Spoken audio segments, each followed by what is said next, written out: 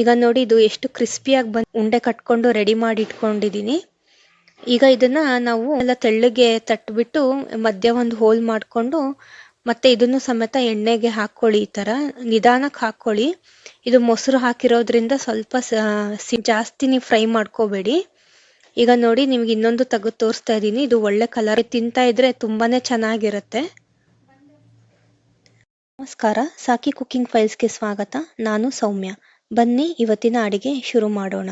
ಈ ಚಳಿಗಾಲದಲ್ಲಿ ರುಚಿ ರುಚಿಯಾಗಿ ಮತ್ತೆ ಗರಿಯಾಗಿರುವ ರವೆ ವಡೆ ಯಾವ ತರ ಮಾಡೋದು ಅಂತ ಹೇಳ್ಕೊಡ್ತಾ ಇದ್ದೀನಿ. ಇದು ರವೆ ವಡೆಗೆ ಬೇಕಾಗಿರುವಂತ ಇಂಗ್ರೀಡಿಯೆಂಟ್ಸು. ಇಲ್ಲಿ 1 ಕಪ್ ಆಗೋಷ್ಟು ನಾನು ಬಾಂಬೆ ರವಾ ಇಲ್ಲ ಮೀಡಿಯಂ ರವಾ ಅಂತಾರಲ್ಲ ಅದನ್ನು ತಗೊಂಡಿದ್ದೀನಿ.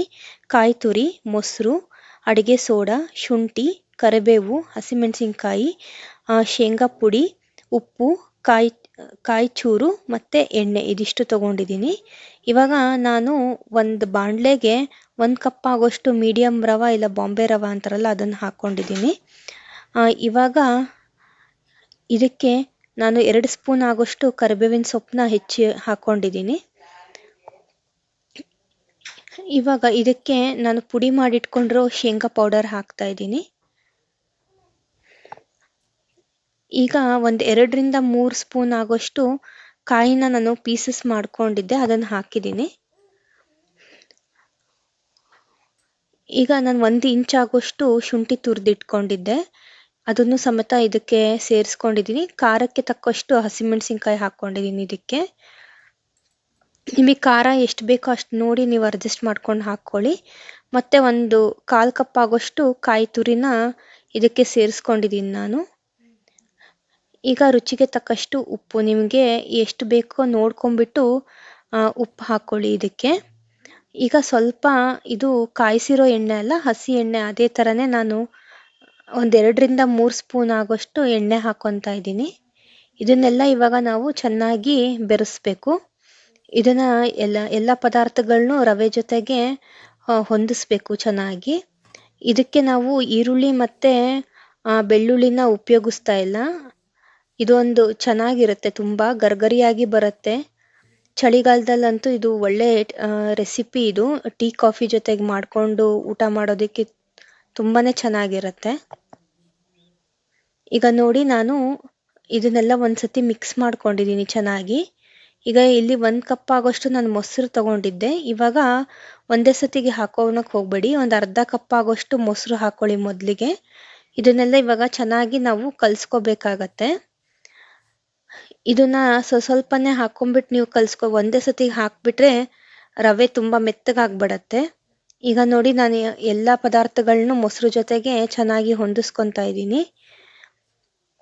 ಇದಕ್ಕೆ ನಾವು ಈರುಳ್ಳಿ ಹಾಕಿಲ್ವಲ್ಲ, ಅದಕ್ಕೋಸ್ಕರ ಅದು ನೀರೇನು ಬಿಟ್ಕೊಳಲ್ಲ. ಮೊಸರನ್ನ ನೋಡ್ಕೊಂಡ್ಬಿಟ್ಟು ನಾವು ಹದ ಹಾಕೊಂಡ್ಬಿಟ್ಟು ನಾವು ಕಲ್ಸ್ಕೋಬೇಕಾಗತ್ತೆ ಇದನ್ನ. ಈಗ ನೋಡಿ ಇದು ಚೆನ್ನಾಗಿ ರವೆ ಎಲ್ಲ ಮೊಸರು ಹೀರ್ಕೊಂತ ಇದೆ.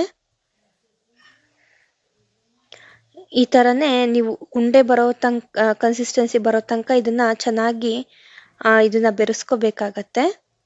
ನಿಮಗೆ ಇದನ್ನ ಮೆತ್ತಗಾಗಿದೆ ಅಂತ ಅನ್ನಿಸ್ತಾ ಇದ್ರೆ ಇದಕ್ಕೆ ನೀವು ಒಂದು ಸ್ವಲ್ಪ ಹೊತ್ತು ಮುಚ್ಚಿಟ್ಬಿಟ್ರೆ ಹಿಟ್ಟು ಮೊಸರು ಎಲ್ಲ ಚೆನ್ನಾಗಿ ಹೀರ್ಕೊಳತ್ತೆ. ನೀವು ಈ ಸ್ಟೇಜ್ ಒಳಗೆ ನೀವೇನಾದ್ರೂ ವಡೆ ತಟ್ಟಿ ಹಾಕಿದ್ರಿ ಅಂದ್ರೆ ವಡೆ ಎಣ್ಣೆ ತುಂಬಾ ಜಾಸ್ತಿ ಕುಡಿದ್ಬಿಡತ್ತೆ. ನೀವೇನ್ ಮಾಡ್ಬೇಕಾಗತ್ತೆ, ಇದನ್ನ ಒಂದು 20 ನಿಮಿಷ ಆಗೋಷ್ಟು ಸಮಯ ಇದನ್ನ ರೆಸ್ಟಿಂಗ್ ಟೈಮ್ ಕೊಡ್ಬೇಕಾಗತ್ತೆ ನೀವು. ಇದನ್ನ ಇವಾಗ ನಾನು ಮುಚ್ಚಿಡ್ತಾ ಇದ್ದೀನಿ. ನೋಡಿ ಇದು ಮೆತ್ತಗಿದೆ ಇವಾಗ. ಈಗ ಇದನ್ನೊಂದು 10 ನಿಮಿಷ ಕಾಲ ನಾನು ಇದನ್ನ ಮುಚ್ಚಿಡ್ತೀನಿ. ಈಗ ಅಷ್ಟರೊಳಗೆ ನಾವು ಚಟ್ನಿಗೆ ರೆಡಿ ಮಾಡ್ಕೊಳ್ಳೋಣ. ಈಗ ನಾನಿಲ್ಲಿ 1 ಕಪ್ ಆಗೋಷ್ಟು ಕಾಯಿ ತುರಿ ತಗೊಂಡಿದ್ದೀನಿ. ಹಸಿಮೆಣಸಿನ್ಕಾಯಿ, ಹುರಿಗಡ್ಲೆ, ಉಪ್ಪು, ಶುಂಠಿ, ಕರಿಬೇವು, ಇದಿಷ್ಟು ಚಟ್ನಿಗೆ ಬೇಕಾಗಿರುವಂಥ ಪದಾರ್ಥಗಳು.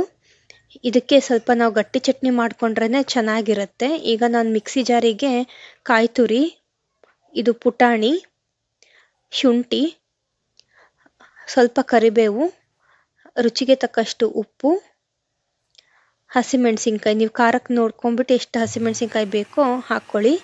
ಇದನ್ನ ಒಂದ್ಸತಿ ನಾವು ಪಲ್ಸ್ ಮಾಡಬೇಕಾಗತ್ತೆ. ಇದನ್ನೆಲ್ಲ ಸ್ವಲ್ಪ ಈ ಥರ ತರಿ ಆಗ್ತಿದ್ದಂಗೆನೆ ಸ್ವಲ್ಪ ನೀರು ಹಾಕೊಂಡ್ಬಿಟ್ಟು ಚಟ್ನಿನ ನೀವು ರೆಡಿ ಮಾಡ್ಕೊಳ್ಳಿ. ಇದಕ್ಕೆ ಸ್ವಲ್ಪ ಗಟ್ಟಿಯಾಗಿರೇ ರುಬ್ಕೊಳ್ಳಿ. ವಡೆ ಜೊತೆಗೆ ತುಂಬ ತೆಳುವಾಗಿತ್ತು ಅಂದರೆ ವಡೆ ರುಚಿ ಕೊಡೋದಿಲ್ಲ. ಚಟ್ನಿ ಗಟ್ಟಿಯಾಗಿತ್ತು ಅಂದರೆ ವಡೆಗೆ ತುಂಬಾ ಚೆನ್ನಾಗಿರುತ್ತೆ. ಈಗ ನೋಡಿ ನಾನು ನಿಮಗೆ ತೋರಿಸ್ತಾ ಇದ್ದೀನಲ್ಲ, ಇಷ್ಟು ಗಟ್ಟಿಯಾಗಿದ್ದರೆ ವಡೆ ಜೊತೆಗೆ ಚಟ್ನಿ ಹಚ್ಕೊಂಡು ತಿನ್ನೋಕೆ ತುಂಬಾ ಚೆನ್ನಾಗಿರುತ್ತೆ. ಈಗ ನಾನು ಇದನ್ನು ಮುಚ್ಚಿಟ್ಟಿದ್ನಲ್ಲ, ಇವಾಗ ನಿಮಗೆ ನೋಡಿ ತೆಗೆದು ತೋರಿಸ್ತಾ ಇದ್ದೀನಿ. ಈಗ ಇದು ನೋಡಿ ರವೆ ಮೊಸರು ಎಲ್ಲ ಚೆನ್ನಾಗಿ ಹೀರ್ಕೊಂಡಿದೆ. ಇವಾಗ ಇದು ಉಂಡೆ ಕಟ್ಟೋದಕ್ಕೆ ತುಂಬಾ ಚೆನ್ನಾಗಿದೆ. ಈ ಥರ ನೀವು ನಿಂಬೆಹಣ್ಣು ಗಾತ್ರದಷ್ಟು ಒಂದೊಂದು ತಗೊಂಡು ರೆಡಿ ಮಾಡಿ ಇಟ್ಕೊಂಡ್ರೆ ವಡೆ ತಟ್ಟಕ್ಕೆ ಬೇಗನೆ ಆಗೋಗುತ್ತೆ, ಈಸಿ ಆಗುತ್ತೆ. ಈ ಥರ ನೋಡಿ ನಾನು ಎಲ್ಲದನ್ನು ಈ ಥರ ಉಂಡೆ ಕಟ್ಕೊಂಡು ರೆಡಿ ಮಾಡಿ ಇಟ್ಕೊಂಡಿದ್ದೀನಿ. ಈಗ ಇದನ್ನು ನಾವು ನೆಕ್ಸ್ಟು ಪ್ರೊಸೀಜರ್, ಇದನ್ನು ನಾವು ಡೀಪ್ ಫ್ರೈ ಮಾಡಬೇಕಾಗತ್ತೆ. ಈಗ ನೋಡಿ ನಾನು ತೋರಿಸ್ತಾ ಇದ್ದೀನಿ. ನಿಮ್ಗೆ ಯಾವ ಸೈಜ್ ಬೇಕೋ ಆ ಸೈಜಲ್ಲಿ ನೀವು ರೆಡಿ ಮಾಡ್ಕೊಳ್ಳಿ. ನಾನಿಲ್ಲಿ ಹೋಟೆಲ್ ಸೈಜಲ್ಲಿ ಕೊಡ್ತಾರಲ್ಲ ಆ ಸೈಜಲ್ಲಿ ನಾನು ಇದನ್ನು ರೆಡಿ ಮಾಡ್ಕೊತಾ ಇದ್ದೀನಿ. ಈಗ ಒಂದು ಹೋಳಿಗೆ ಶೀಟ್ ಮೇಲೆ ನಾನು ಇದನ್ನು ಸ್ವಲ್ಪ ಎಣ್ಣೆ ಹಚ್ಕೊಂಡ್ಬಿಟ್ಟು ಉಂಡೆನ ಇಟ್ಬಿಟ್ಟು ಇದನ್ನು ಕೈಯಲ್ಲೇ ತಟ್ತಾ ಇದ್ದೀನಿ. ಇದನ್ನು ಲಟ್ಸೋ ಅವಶ್ಯಕತೆ ಇಲ್ಲ. ಈ ಥರನೇ ಕ್ಲೀನಾಗಿ ಎಡ್ಜಸ್ನೆಲ್ಲ ಸ್ವಲ್ಪ ತೆಳ್ಳಗೆ ತಟ್ಕೊಂಡ್ಬಿಟ್ಟು ಮಧ್ಯ ಸ್ವಲ್ಪ ದಪ್ಪ ಇರಲಿ, ಆವಾಗ ಚೆನ್ನಾಗಿ ತಿನ್ನಬೇಕಾದ್ರೆ ತುಂಬ ಟೇಸ್ಟ್ ಕೊಡುತ್ತದು. ಈಗ ನೋಡಿ ನಾನು ಎಡ್ಜಸ್ನೆಲ್ಲ ಸ್ವಲ್ಪ ತೆಳ್ಳಗೆ ಮಾಡಿಕೊಂಡು ಈ ಥರ ಮಧ್ಯ ಒಂದು ಹೋಲ್ ಮಾಡಿ, ಆವಾಗ ಚೆನ್ನಾಗಿ ಗರಿಗರಿಯಾಗಿ ಬರುತ್ತೆ ಅದು.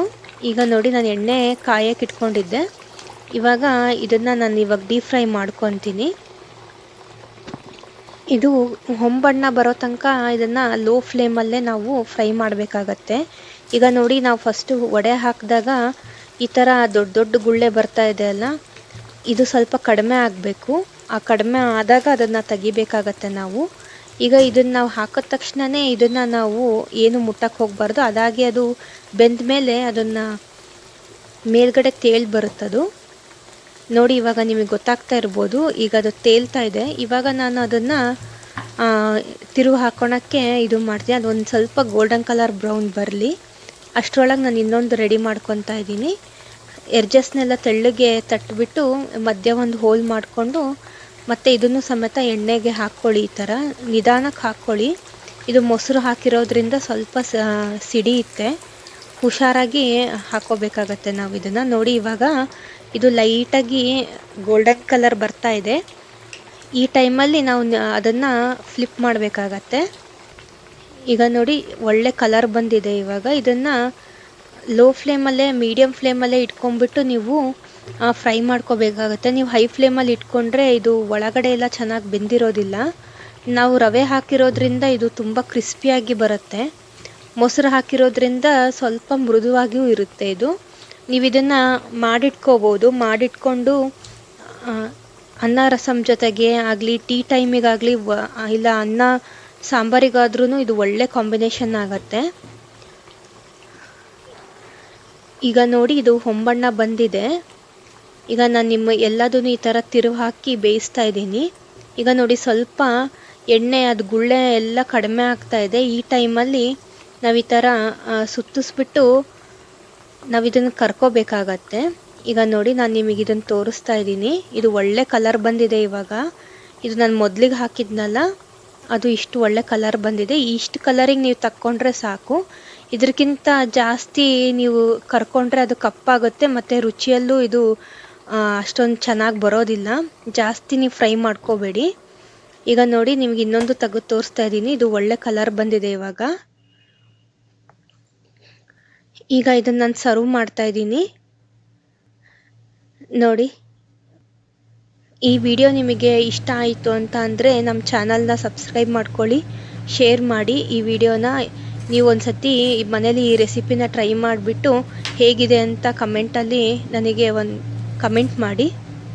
ಈಗ ನೋಡಿ ಇದು ಎಷ್ಟು ಕ್ರಿಸ್ಪಿಯಾಗಿ ಬಂದಿದೆ. ಇವಾಗ ಒಳಗಡೆನೂ ಸ್ಮೂತಾಗಿದೆ, ಹೊರಗಡೆಯಿಂದ ತುಂಬ ಕ್ರಿಸ್ಪಿಯಾಗಿದೆ. ಇದನ್ನು ಚಟ್ನಿ ಒಟ್ಟಿಗೆ ತಿಂತಾ ಇದ್ದರೆ ತುಂಬಾ ಚೆನ್ನಾಗಿರುತ್ತೆ.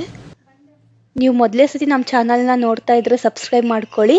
ನಿಮ್ಮ ಫ್ಯಾಮಿಲಿ ಫ್ರೆಂಡ್ಸ್ ಜೊತೆಗೆ ಶೇರ್ ಮಾಡಿ. ಧನ್ಯವಾದಗಳು.